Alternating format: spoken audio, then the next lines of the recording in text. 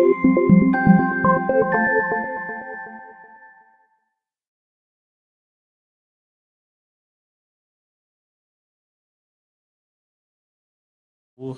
nom est François Chevrier, donc c'est moi qui ai le plaisir d'être l'animateur de ce panel. Donc, première session qui se déroule en parallèle, donc Stratégie internationale, Global Networking for Accessible Tourism, Challenge and Possibilities.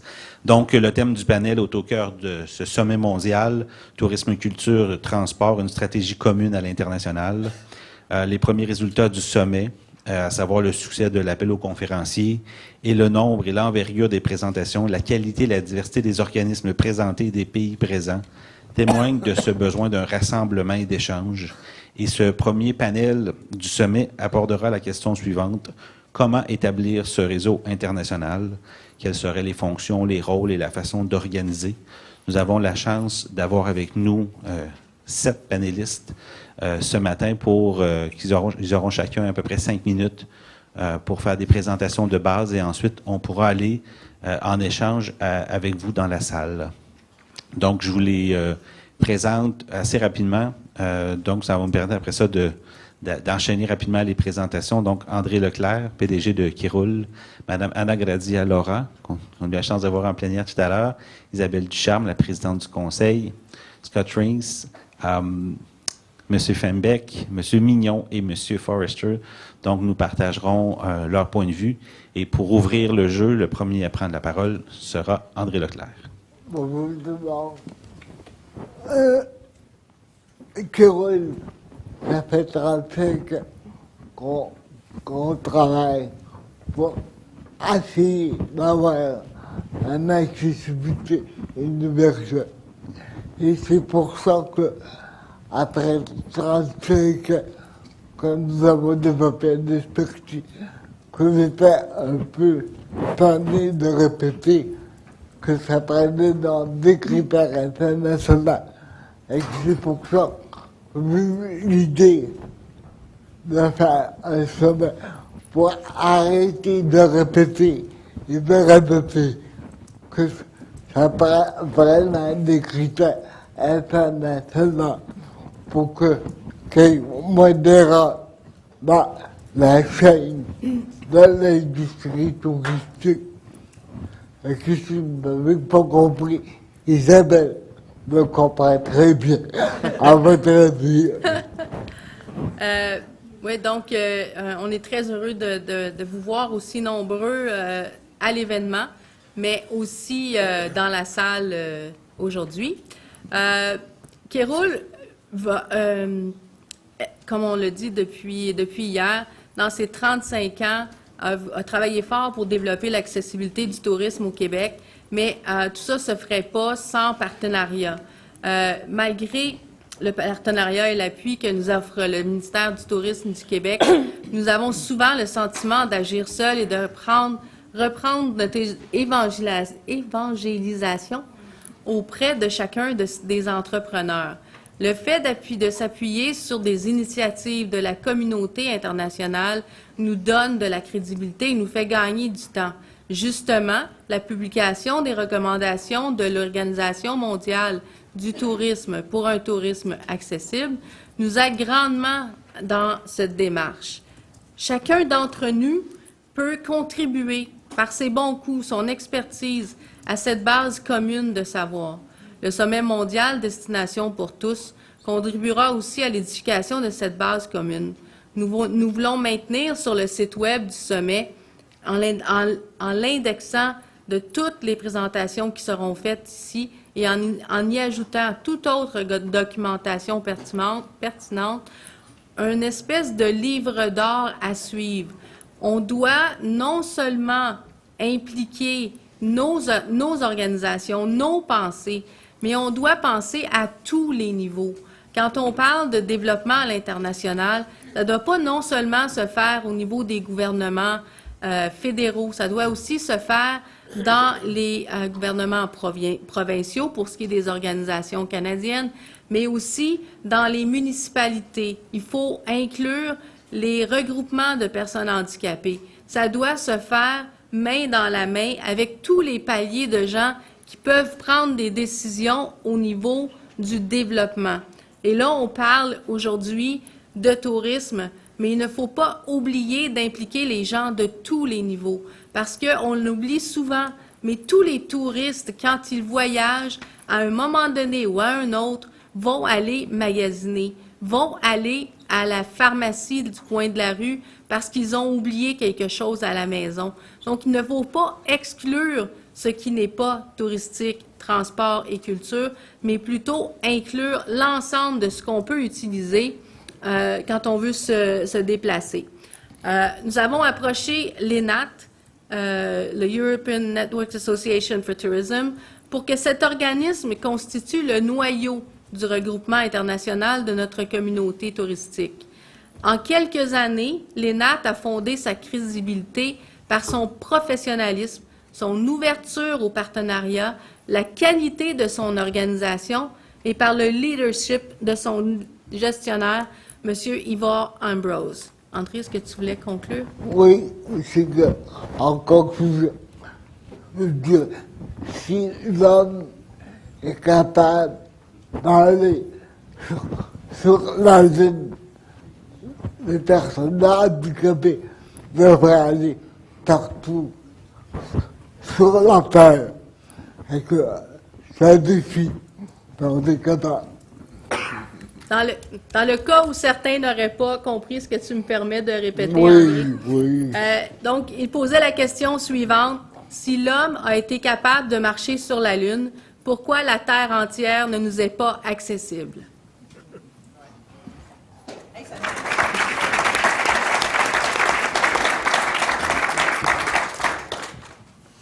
Merci beaucoup. Donc, pour poursuivre, je demanderai à M. Fembach de nous faire part de son... Je suis gardien du temps en même temps. Il faut que je vienne. Merci. I will change into English. Okay. My name is Michael Fembeck. I'm the program manager of the ESSL Foundation, which is a comparatively small foundation from Austria that runs a comparatively big project, which is called the Zero Project. Zero stands for Zero Barriers for persons with disability. Project stands for project, since the Zero Project is an initiative, a venture run together with other operating partners. And the mission is to support the implementation of the UN Convention on the Rights of Persons with Disabilities. So what do we do in that respect? We engage an ever-growing network of now already more than 3,000 experts on disability from all areas of society and of work, with a strong focus on persons with disabilities themselves from approximately 115 countries. These experts give us fragments, pieces of their knowledge, a well-defined piece of knowledge like a Lego piece or a Playmobil piece. These pieces are nominations for best practice, opinions and comments on votings on best practices nominated by others, but also opinions on the existing situations for persons with disabilities in their very own country. And together with a core group of experts and umbrella organizations, some of which are also present here, also today in this room, like Silvana, just sitting right in front of me, we design 2 information tools for the worldwide community created from those Lego pieces of information. One tool is a selection of innovative practices and innovative policies, solutions that work in the implementation of the CRPD, which everybody is looking for who wants to create change. And the second tool is a world map that compares countries, how they are doing in implementing the UN CRPD, seeing from the eyes of persons with disabilities and experts in their own country in a very concrete and easy to understand way. Both tools are freely available through our website to everyone, and I brought some information stuff as well with me today. I will leave it here for everyone who is interested. It's a summary of our current work on accessibility. Every year we start a different research process. 2012 we researched employment, 2013 accessibility, 2014 independent living and political participation, and 2015 it will be education. We are communicating the results with the Zero Project report, which is this piece of work. I didn't bring them with me for obvious reasons. We communicated through our websites an international conference with more than 400 participants in Vienna, so something similar to the great venue that we are part of it here. So what I'm going to do now in the second half of my 5 minutes is name 4 basic ingredients of solutions and best practices that we found when we researched accessibility last year and selected some 70 best practices and best policies. I will present something like 4 greatest common divisors of these practices and policies related to tourism, to put it that way.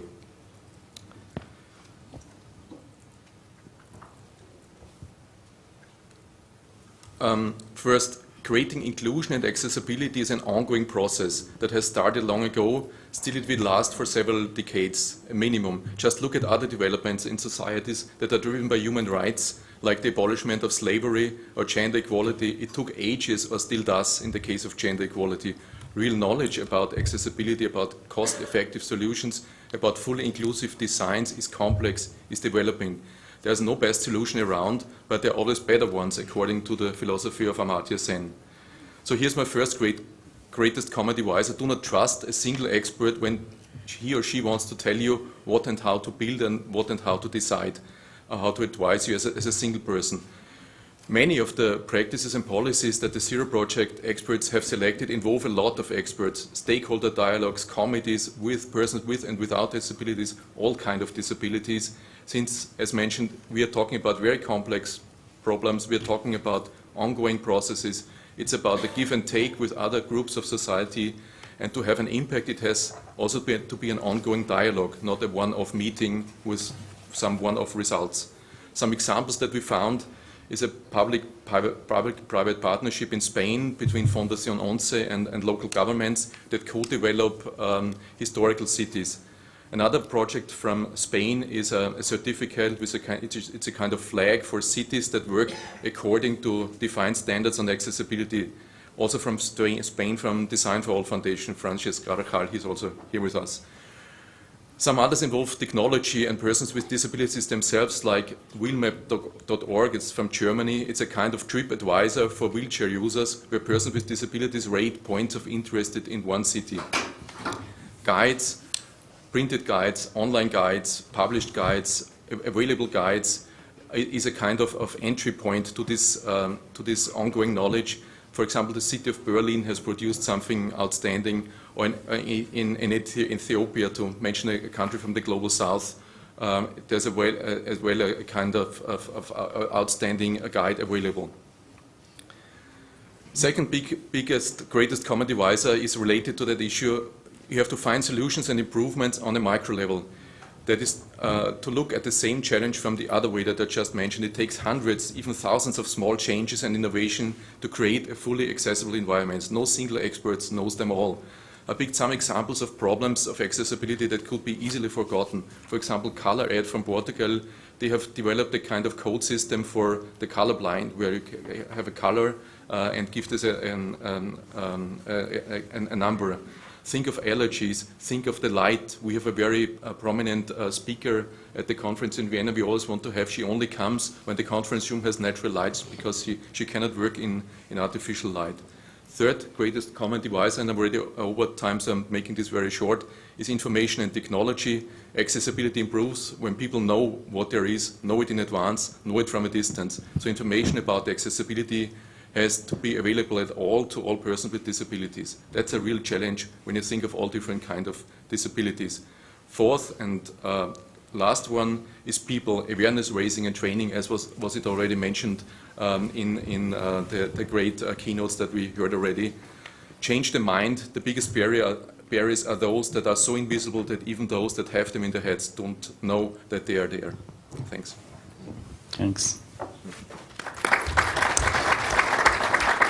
A lot of information in a few minutes. But we will have the time to discuss about all this. So the next, Mr. Fenbeck, thank you. The next one will be Scott Rates.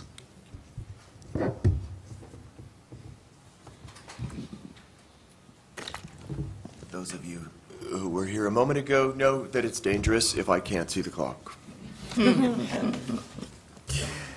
So I have 5 minutes to answer the question, how do we put our expertise together to help destinations that want to engage in an inclusive tourism offer? That was the question that was posed to me.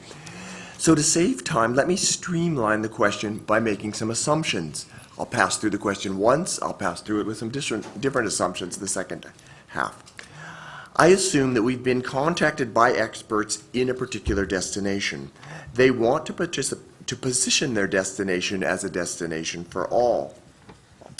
They want our help both to conceptualize, then to put into practice a value proposition that's economically sustainable.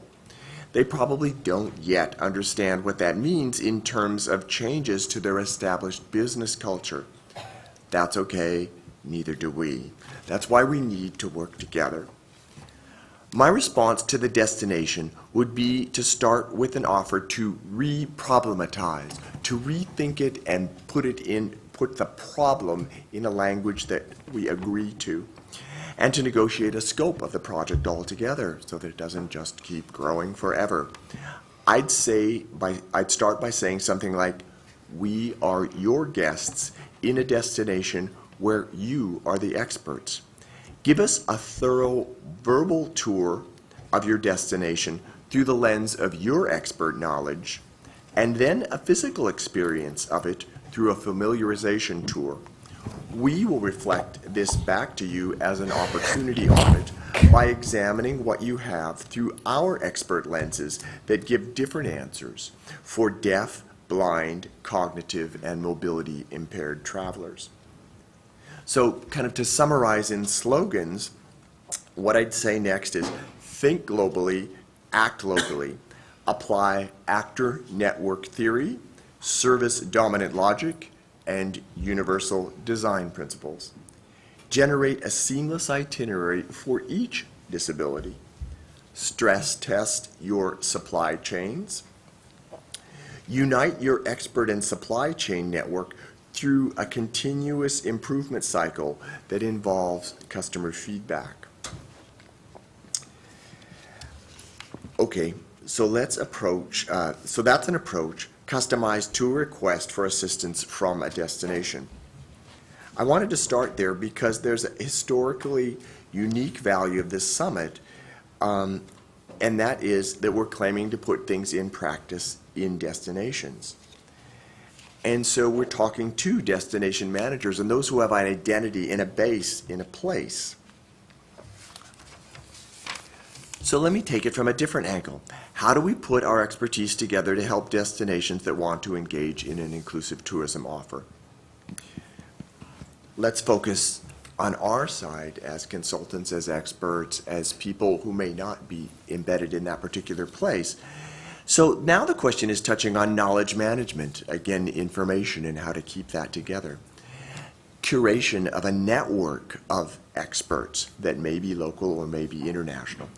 Development and strategic placement of new experts, so the training and packaging of what our experts can do and we can combine together into literally itineraries and products.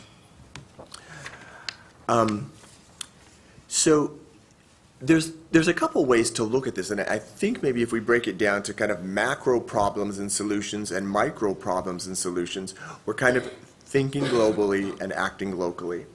Macro problems generally ask us to provide a solve once, use many times solution.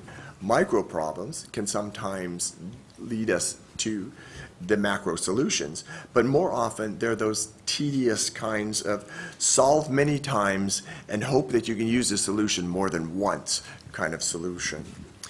So a global situation might be, a global solution might be to build a library of existing key documents. So that could be a global database of accessible destinations or academic articles that are extremely important. But then they might only exist in English or Japanese, these articles. So then a micro solution is to localize, translate the documents, adapt the contents to the particular area, recreate that system locally. Establishing an association of qualified experts is something that we want to do at the end of the summit. That's a global solution. But then we need to engage them in a destination's problem, we need to then replicate those experts and expertise locally. So those are my 5 minutes. Those are 2 different ways of looking at the problem, and I hope that if you really want to go into detail, we can do that one-on-one. Thank you. Good job. Beaucoup de nombreuses pistes, a lot of ideas to discuss. The next one will be Bill Forrester, and we have the PowerPoint coming. Thank you. And the time. Scott's given me a perfect lead-in terms of the need for a qualified network and to really, I guess, increase the level of professionalism around accessible tourism. Now, why is that? On the screen in front of you is a frog in a wheelchair. And I'm going to borrow from standard corporate restructuring or corporate dynamics at the moment. There is a theory of the frog and the bicycle, and basically the frog is a living system. It adapts over time, it adapts to its environment, and it changes. A bicycle is something that is always static. You can pull a bicycle apart, you can put it back together, and if you do it correctly, you'll still have a bicycle. Up until now, much of accessible tourism has been along the lines of add-on bicycle thinking. We don't think in terms of the global accessible tourism system, and what does that mean? Part of the reason is we don't look at disability as a continuum. We tend to look and draw an arbitrary line in the sand, and you can see where there are 2 lines in the sand. There is the line that is arbitrarily drawn by the medical profession, and the one further to the extreme left, which is the public perception of people with a disability, of passive, non-involved people. Effectively, the ability level of the population varies continually, from active mountain climbers right through to passive observers, whether able-bodied or disabled.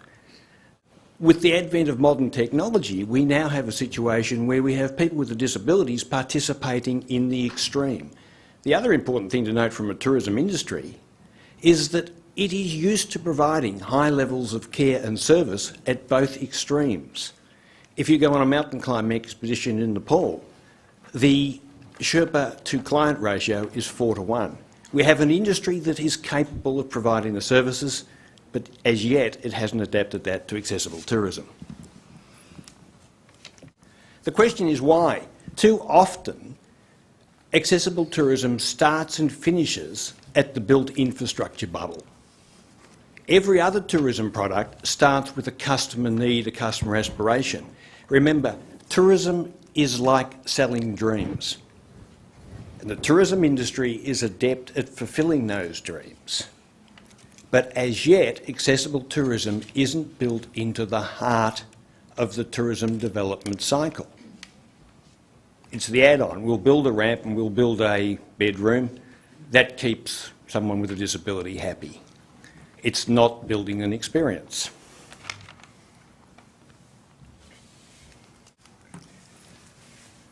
This one gets complicated. My favourite inverted triangle.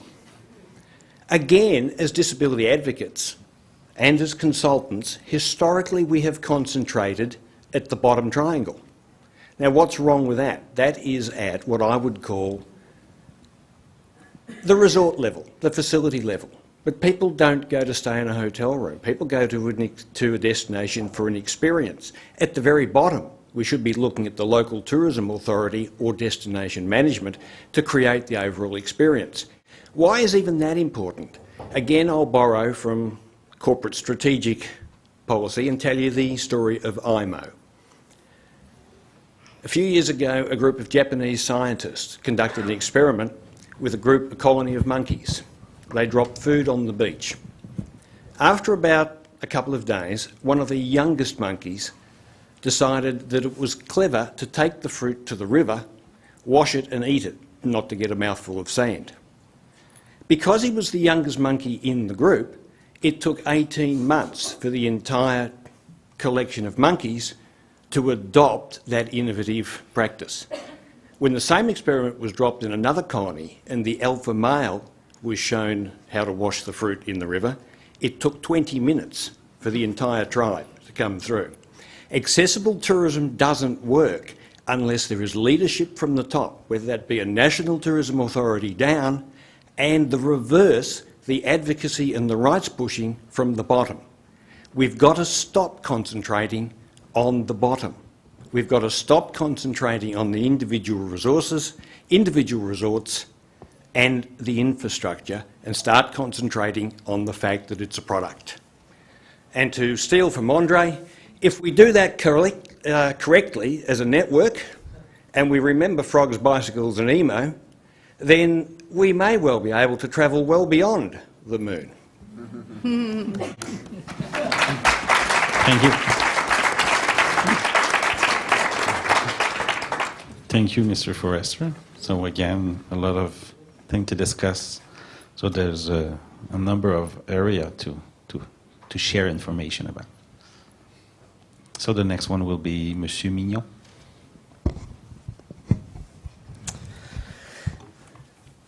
Merci.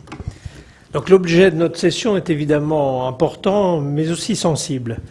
Il est important car il ne fait pas de doute que le développement de l'accessibilité dans le tourisme passe par le développement de la prise de conscience des décideurs publics et des acteurs que nous sommes, et que toute organisation collective de l'action internationale dans ce domaine, comme dans tous les autres d'ailleurs, est l'une des clés du succès.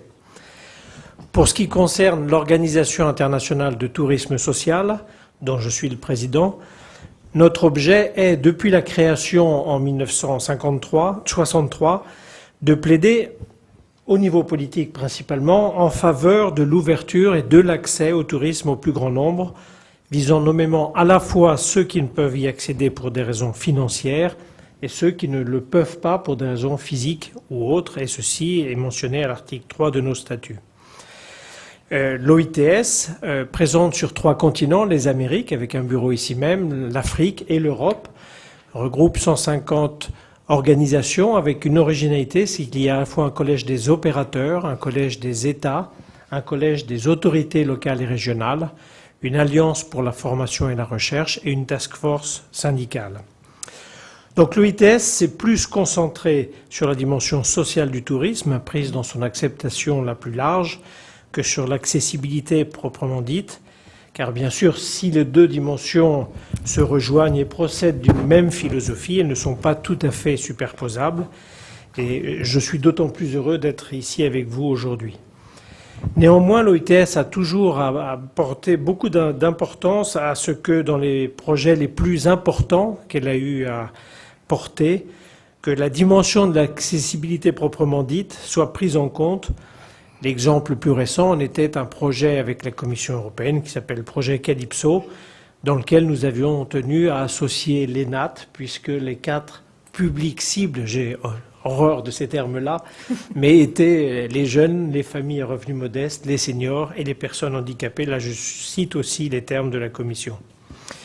Par ailleurs, nous ne manquons pas une occasion d'inclure dans nos plaidoyers l'ensemble de ces groupes humains, car c'est le cœur même de notre philosophie et notre section Amérique y a passé pas mal de temps ces derniers temps, notamment au Mexique.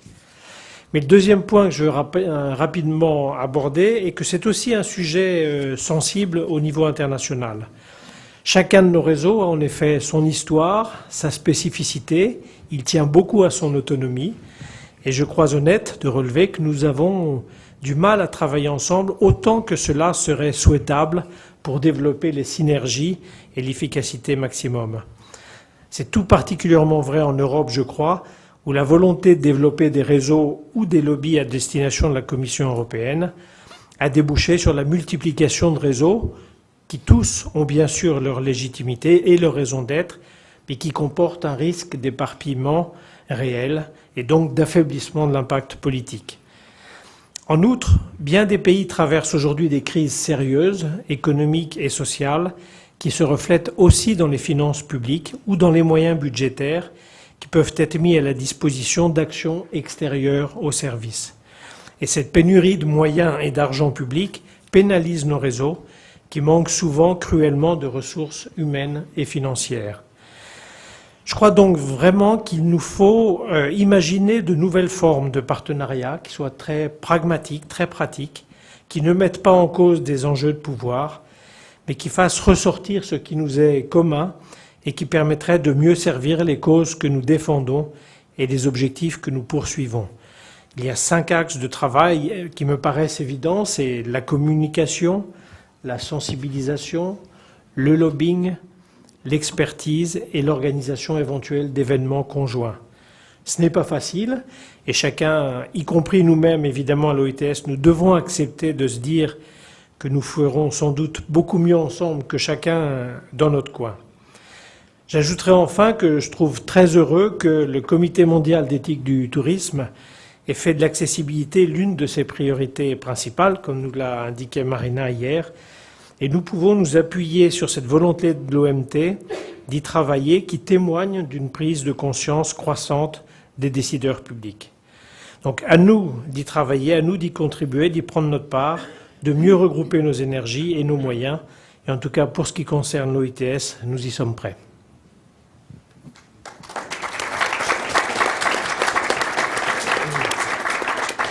Merci beaucoup, M. Mignon. Encore là, de nombreuses pistes, les axes, les niveaux d'intervention et surtout la mise en contexte de certaines problématiques qu'on vous avez la transparence de partager avec les gens et qui pourront alimenter les échanges tout à l'heure. Alors, pour conclure les présentations des panélistes, je ne vais pas la cacher, donc je vais laisser la parole à Anna Grazia-Laura pour compléter le tour des panélistes. Thank you. Well, let me come back to a point that has been already raised yesterday in the opening ceremony and that you've been invited to contribute to in this Congress. I'm talking about the declaration, A Word for Everybody, and I'm here, well, let's say, trying to promote it, trying to marketing it to everybody, as it is an extremely important point and step forward in what we have been listening in this session and what we've been listening in the morning.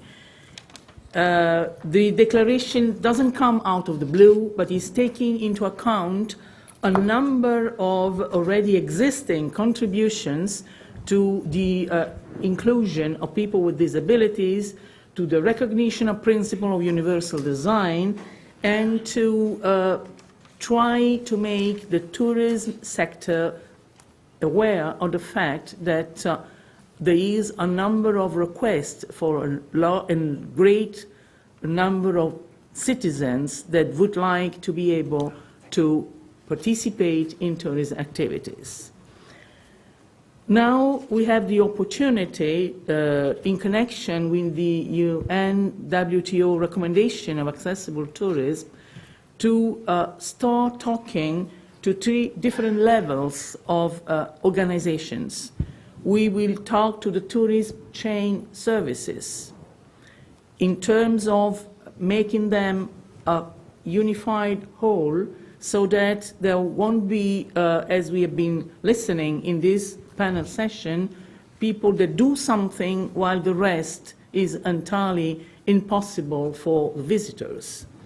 We will be talking to the local governance and the central governance and the destination management in the different countries and worldwide. And this is another important point because we need the support and we need to strongly put together private and public in order to be able to set the criteria, set the priorities, and help those entrepreneurs that are willing to contribute to this possibility to be helped and to be guided through a way that would not make them lose their time, so to say. Eventually, we could have the possibility to get together in a networking that would help all our local efforts, all our individual efforts to be united and to be more recognized at every level of the industry service chain and at national and international level. We heard this morning from the United Nations activities.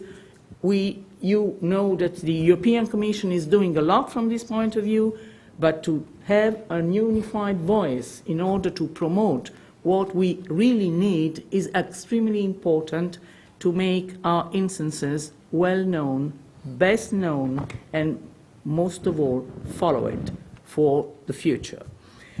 Now I'm, trying to ask you, because this declaration is still a draft, you have the opportunity to sign for it right in these Congress premises. These are desks doing for that.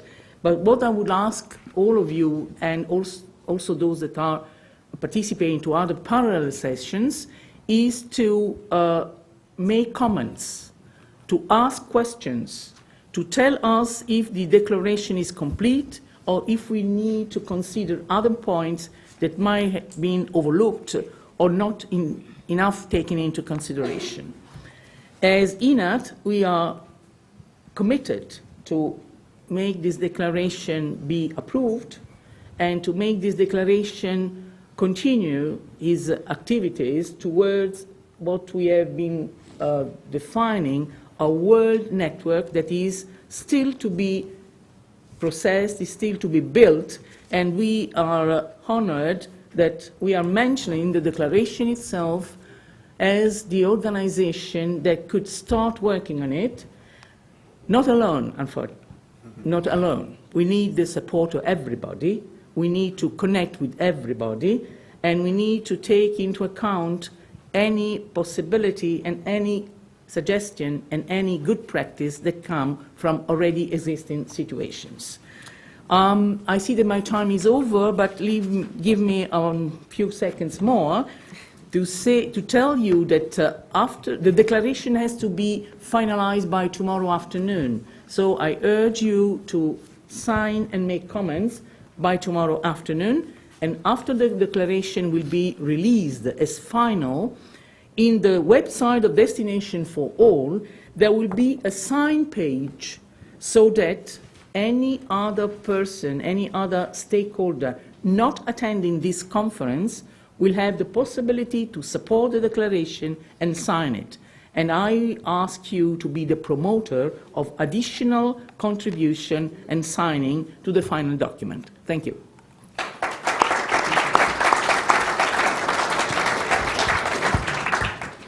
Thank you. If I could just add one thing. For those of you who are tweeting or using Facebook, any system that uses a hashtag, if you would just, for this point, to disseminate your notes and also to disseminate this document for feedback now, if you would use the hashtag, which is the pound sign, right? D, the D as in dog, the number 4, all, so Destinations for All, D4ALL2014. Thank you.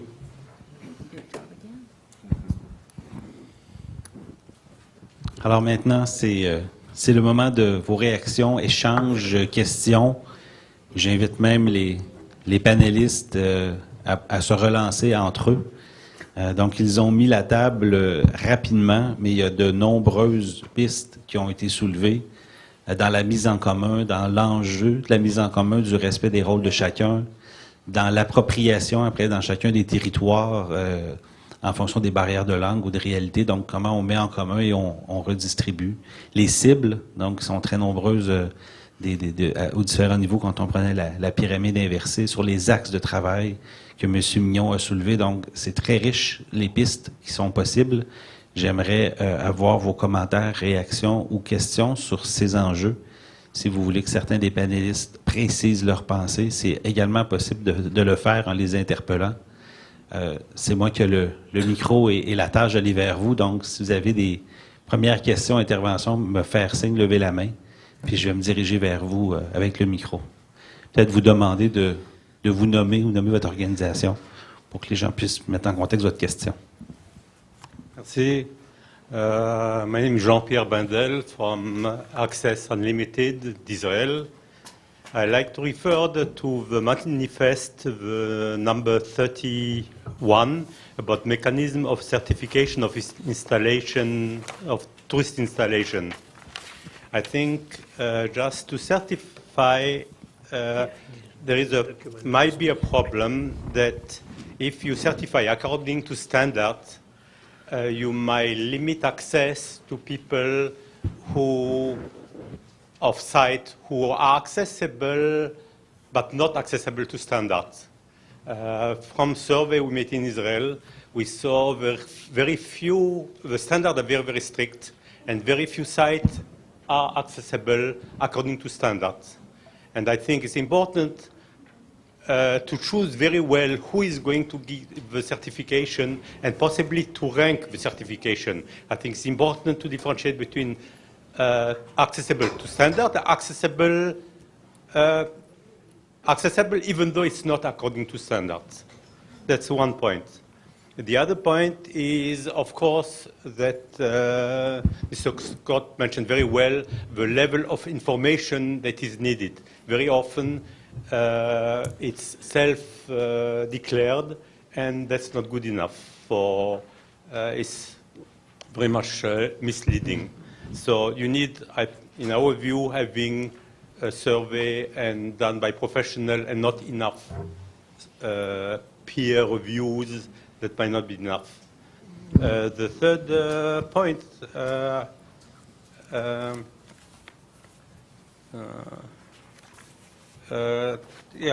basically the last point, that we are really, as Mr. Forrester said, we have a baby monkey in the area. We have developed tools. We know how to collect the data, how to present it, and we love to have this international exposure to have our tool used in and if anybody is interested, they're welcome to contact me and I can show in details what we're talking about.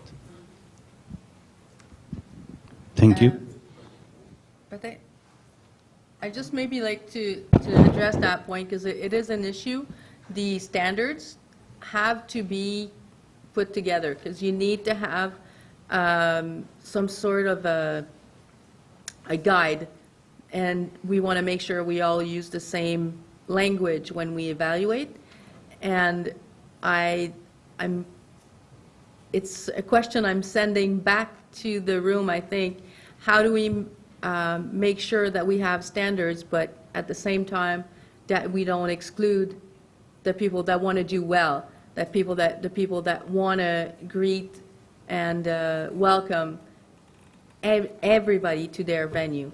It's kind of hard to try and do both, to be inclusive, we need to have the right information. So how do we do it?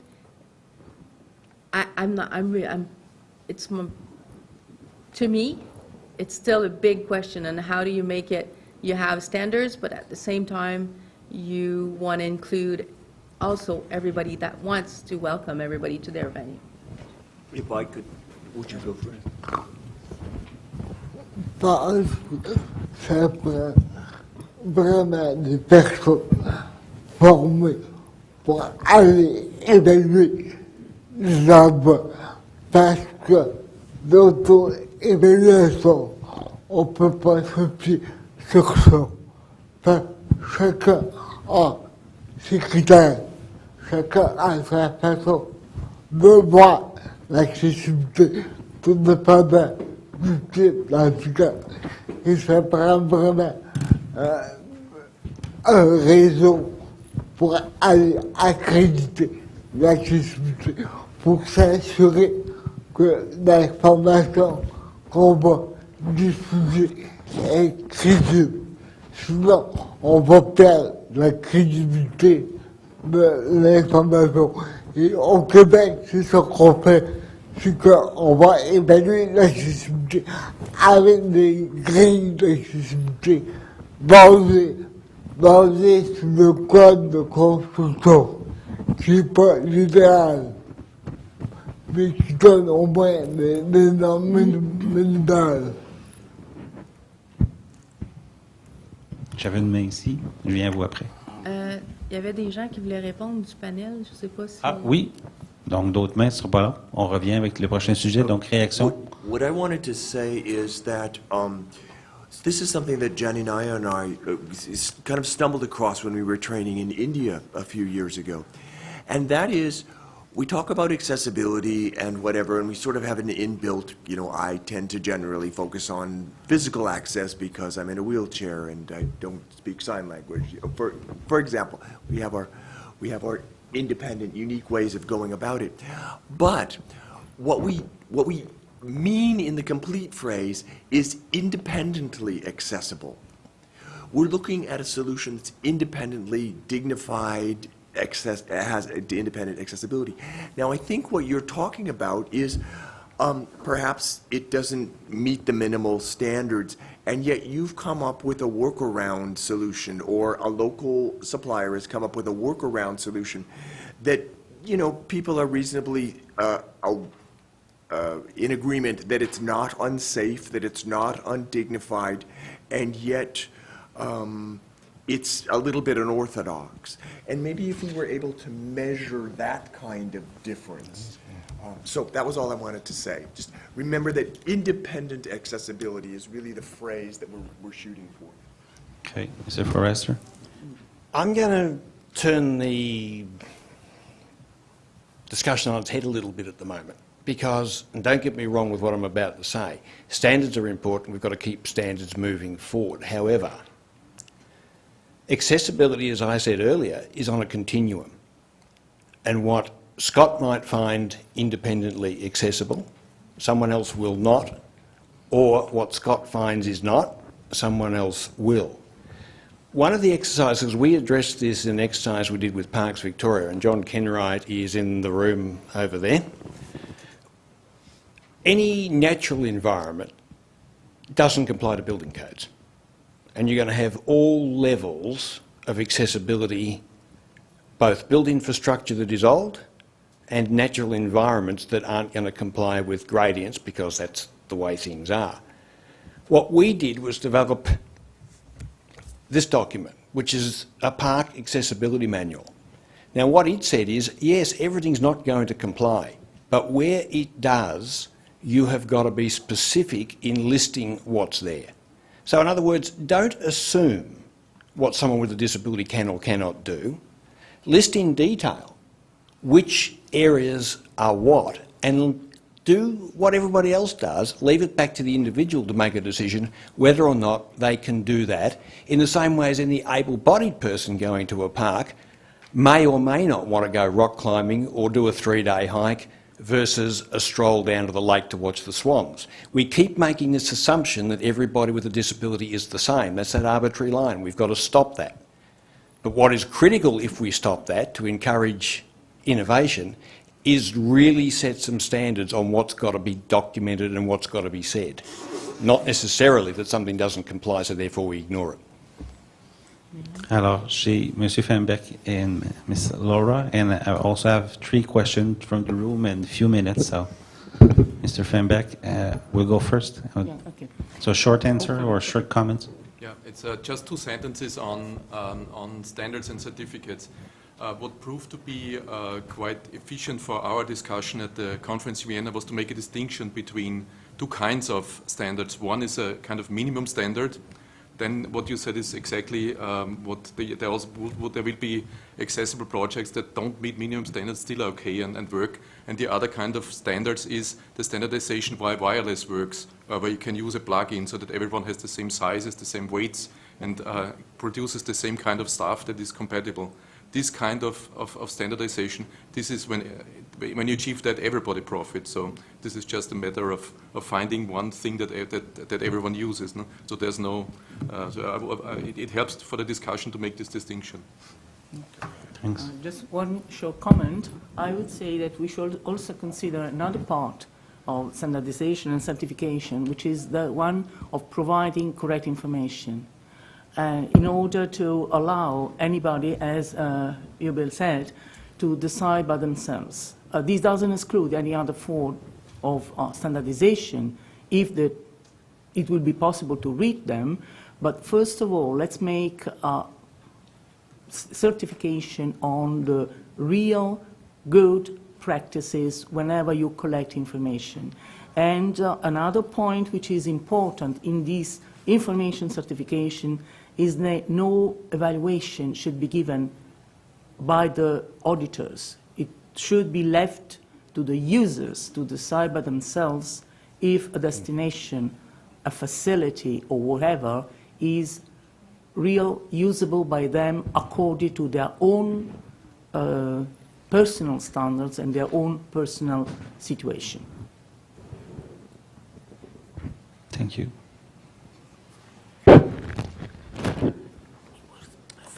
Oui, bonjour. Judith Parisien, le Phoenix, un organisme en Ontario. Nous, notre organisme, on fait beaucoup de promotion de l'accessibilité. On travaille à tous les niveaux. Et puis, il y a une énorme urgence à avoir un document, d'avoir des références. Il faut vraiment qu'il y ait de l'énergie, qu'il y ait du temps qui soit mis à développer une norme qui serait pour l'ensemble. Parce qu'à chaque heure, à chaque jour, il y a de nouveaux organismes, il y a de nouvelles entreprises qui se développent, il y a de nouveaux chantiers, il y a de nouveaux accès, il y a des nouvelles plages, il y a des nouveaux parcs, et on ne respecte pas l'accessibilité. Nous, j'ai déjà organisé un atelier de formation auprès des agents de réglementation municipaux, ceux qui respectent le code du bâtiment en Ontario. Eh bien, c'est le minimum. Ils vont faire, le groupe vont regarder le minimum. On a beau lancer puis d'arriver avec des quelques modèles de ce qui serait en généralité, mais il reste que l'agent de réglementation, il va juste s'assurer qu'il y a le minimum. Et on est là à un niveau à vouloir promouvoir et à dire comment il est important d'avoir une accessibilité universelle, inclusive, mais ceux qui la mettent en application, ils ont une vision, on en fait le moins. Donc, il y a énormément de travail.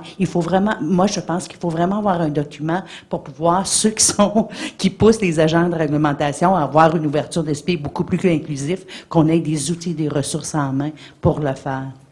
Et ainsi assurer notre accessibilité. C'est une partie, je suis tout à fait d'accord, qu'il faut aussi que les usagers aient une parole, une rétroaction. Merci. Réaction? Tu prends en note? Oui. J'essaie de garder la séquence des... Just a quick comment. Like Scott was saying, individual needs that has to be met. We have to take into consideration the cultural differences of the country. In India, nobody thinks twice about carrying somebody. When Sat was at Taj Mahal, there was a brother carrying his brother on his shoulders, and they were very happy, and he went in, and Taj Mahal was totally accessible to him. So that is a very big point, because it's very difficult to convince these places, India and even Brazil and Malaysia, Philippines, that carrying a person is absolutely fine. Why are you so against it? But you can't get any Western tourist to do that. So. You got me to do it, Jen. That's a good example. I've got a lady over here. I came back to you.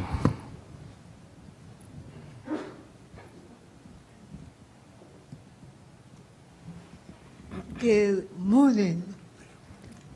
Coming from Barbados, a fully accessible Barbados program. What we do is an accredited program. Yes, every disability type may vary, but we have in categories where we look at the blind, the visually impaired, the wheelchair user, the independent wheelchair user. And what we do, we have a criteria. You go into the house, and you are judged according to the criteria. If you find that you're wanted, we do recommendations. You go away, you work on your recommendations, you call us back. If you have worked on what we've said, recommended to you, you are accredited. in the category that you will follow us, and then we issue you with a plaque, whereby you can mount the plaque on your property, and you could advertise on your website that you are able to accommodate this particular disability. It works well for us.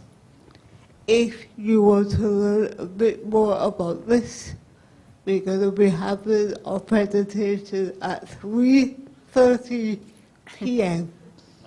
Come. Thank you. Thanks a lot.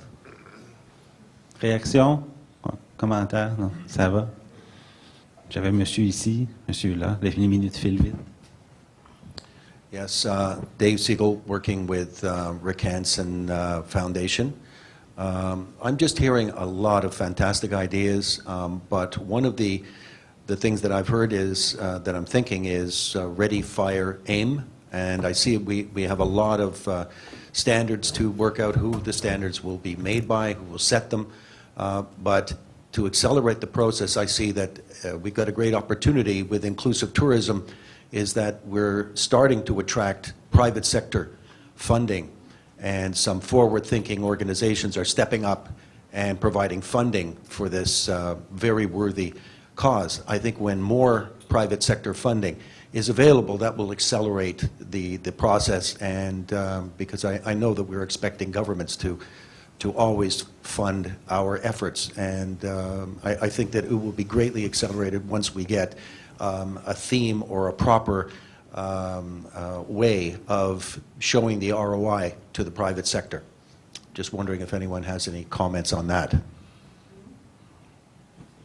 Well, I think that with a summit like this one, with the market studies that are coming out on how people with disabilities do travel, they usually don't travel alone. They are a lucrative market. I think we are starting to get businesses involved. I hope we'll get more and more.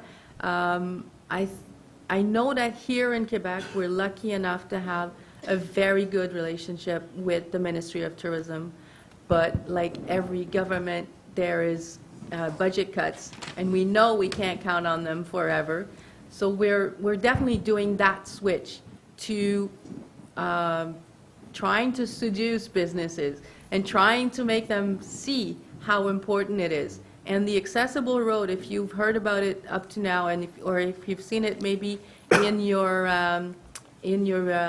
bags, go and look at it, because it's definitely a good tool to convince business to get involved and on the why you should become accessible, because it is a good tool that doesn't cost that much once you're into it, but will definitely promote the business. And then if every little area, every little country, and every got involved in a project like that one, I think that would be a good tool to convince businesses around the world how it is worth getting accessible. It's no longer just a social reason, it's also a lucrative reason. Okay. And just one add to the, oh, Yeah, Bill will. Bill first, or would go and The one thing I was going to quickly add to that is I think there are two issues. If we look at the business case, and the business case is really strong, if you look at any of the numbers, they come around and say 25% of the tourism market by 2020 will be made up by people with disability. I'm coming to the conclusion that while that business case made a lot of sense 2 years ago and still makes a lot of sense, it's too big for industry to understand. It's a bit like saying a sports arena can cope with 100 Olympic swimming pools. Well, again, it's too big to comprehend. What's got to happen is we've got to go back to Accessible Tourism 101. And the professionals in the industry have got to start talking in a way that industry understands. Now, you're from the Rick Hansen Foundation. Right on your doorstep is one of the best operators in the world, Brewster's. If you look at the Icefields Parkway and the Brewster's philosophy, it is 100% accessible from Jasper right through to Calgary. They've got a philosophy where it's embedded into their culture. everything they do has got accessibility built in at the design phase, even down to the new glass bottom walkway over the glaciers. There's a great example. But organisations like Brewster's need to be championed. They need to be held up there. They need to be shown as an example, not necessarily relying on the numbers of the business case. Hey guys, this is the philosophy, this is what it's doing. Your own organisation should be promoting, again now, because it's got more relevance now than when he jumped off the bridge in Whistler, but that video with Rick Mercer, promote it, I do. It's in half of my presentations. Because that philosophy, what Rick said in that video, if you haven't seen it, get onto YouTube, go and search Rick Mercer, Rick Hansen, bungee jumping in Whistler, because Rick is right. The only barrier we've got today is not necessarily the physical, it is the convincing industry what people with disabilities can do. And I can't say that strongly enough. The issue facing us today is changing that perception. It's not necessarily standards, it's perception. Thank you. Scott? I was just going to remind us, or just say, remember the context. Individual donors, individual businesses, but in any kind of fundraising, it's kind of 80-20, you know? You get 80% of the, 20% of the people giving 80%, you know, however that goes. That its context, localize it, think of a destination. You work on a particular business, but then you get them working together because you're floating everyone's boat. Yeah.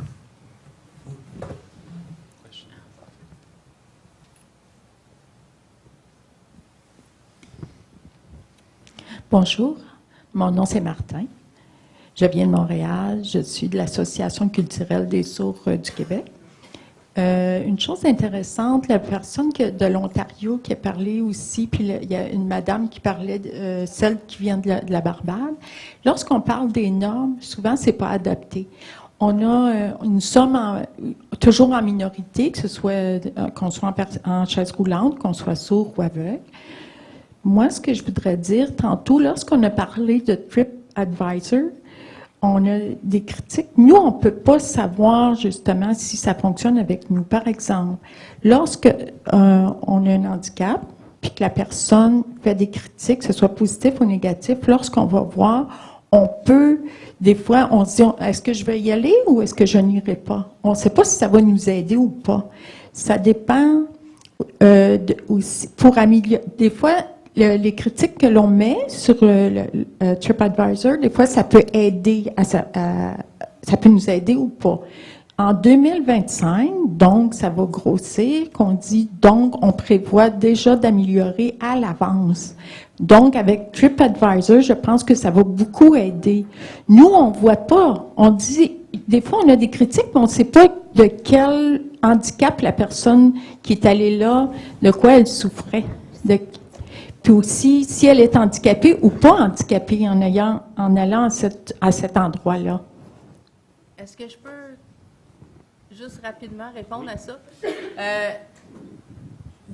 Il y a en ce moment de plus en plus de sites web qui existent pour les personnes qui ont différents types de déficiences pour être capables justement d'avoir de l'information précise ou en tout cas de l'information personnalisée par des gens qui ont visité ces endroits-là et qui ont des limitations. Je pense entre autres à Planat qui a été partie par la Fondation Rick Hansen.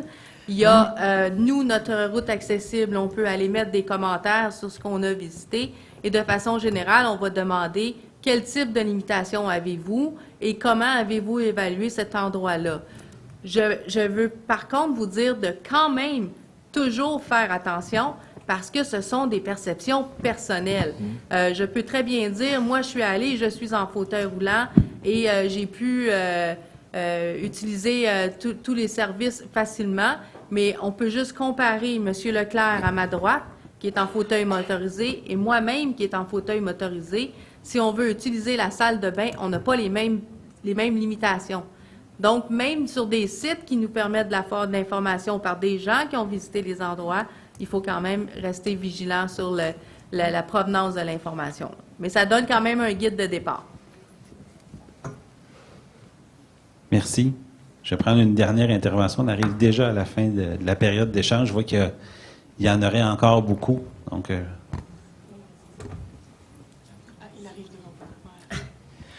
Bonjour, je viens de Belgique et je suis président d'une association qui s'appelle Accessi, où on s'occupe de la promotion de l'information sur l'accessibilité. Donc on a une intervention demain après-midi et on vous parlera un peu justement des problématiques de labellisation. Mais il y a une question qui nous semblait importante dans notre démarche, c'est effectivement de pouvoir distinguer le public auquel on s'adresse, puisque les limitations et les besoins ne sont pas les mêmes, et de pouvoir donner des niveaux. Alors bien sûr, les personnes sont toutes différentes, même dans une catégorie de limitation, mais ça permet quand même d'avoir une information minimale. Et peut-être que le public peut tout doucement faire confiance en des auditeurs qui sont professionnels et pouvoir s'adapter petit à petit à l'information qui est donnée. Autre chose auquel on a voulu faire très attention, c'est l'aspect commercial de la démarche et intéressant. Maintenant, il n'y a plus personne qui doute que ce soit important de rendre accessible. Mais pourquoi est-ce qu'ils ne le font pas? Parce qu'ils ne sont pas encore tout à fait convaincus que ça va marcher et que ça va leur apporter de l'argent. Et il faut qu'on fasse un pas, se dire que c'est par là qu'on va les avoir. Le secteur touristique, c'est comme ça qu'on l'aura uniquement. Sur le terrain, les gens sont tous gentils, mais s'ils ne gagnent pas leur vie, ils ne vont pas faire les démarches. Et donc les outils d'information qu'on leur propose à destination des publics à besoins spécifiques, ils doivent être, ce qu'on utilise chez nous comme mot, ils doivent être sexy, ils doivent être fun, et il faut essayer que ce soit sympathique et d'avoir ça sur sa vitrine. Il ne faut pas que ça ressemble à quelque chose uniquement pour les personnes handicapées, il faut que ça ressemble à un vrai label d'information. Merci. Tout à fait d'accord. Donc, les enjeux sont nombreux. Réaction, ça va? Ben, Donc, on ne peut qu'à être en accord. oui. Donc voilà, ça passe très vite. Je voyais d'autres mains. Là, je suis désolé, le temps file et par respect de l'horaire. Mais quand même, beaucoup de notes auront été prises. Les enjeux sont nombreux. La table avait été bien mise et on l'entend. Donc, d'adaptation des problématiques, du besoin de centraliser, au moins de partager plus adéquatement l'information. M. Mignon le soulevait bien, hein, on passe d'un problème de communication, de sensibilisation, il y a du lobby, tout dépendant des cibles où on doit être. Et M. Forrester nous rappelait que c'est un environnement vivant, donc il est en constante évolution, donc ça le rend plus difficile de documenter. C'est peut-être l'urgence de la mise en commun de l'information pour permettre de le suivre. Donc, je remercie nos panélistes de ce matin, M. Forrester, M. Mignon, M. Fembach, M. Rains, Mme Ducharme, Mme Laura et M. Leclerc. Je vous invite à donner l'applaudissement.